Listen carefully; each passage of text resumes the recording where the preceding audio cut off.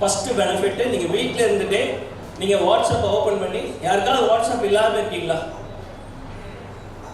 எல்லாத்துக்கும் இருக்குது. ஸோ வாட்ஸ்அப்பில் மூலிமா நீங்கள் வந்து பண்ணிக்கலாம். ரெண்டாவது வந்து ஆஃபீஸ் ஸ்பேஸ் வந்து பார்த்தீங்கன்னா இங்கே இருக்குது. ஆஃபீஸ் ஸ்பேஸ் வந்து பார்த்தீங்கன்னா ஃபிசிக்கல் ஃபார்ம்ஸ் நம்ம வந்து மெயின்டைன் பண்ணணும்.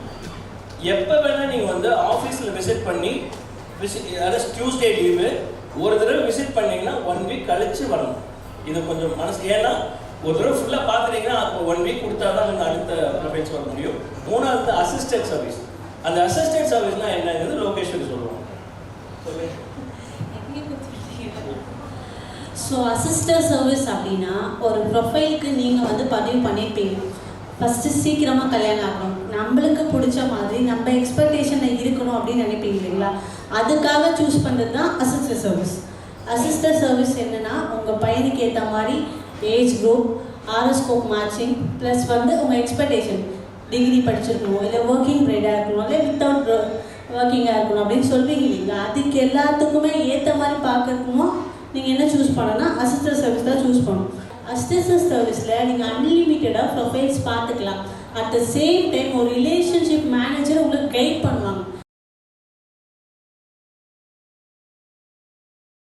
ஆப் மூலிமா உங்கள் நம்பரை நீங்கள் வந்து ஃபீட் பண்ணால் பெஸ்ட்டு 40 மேட்சஸ் ப்ரொஃபைல்ஸ் வரும்.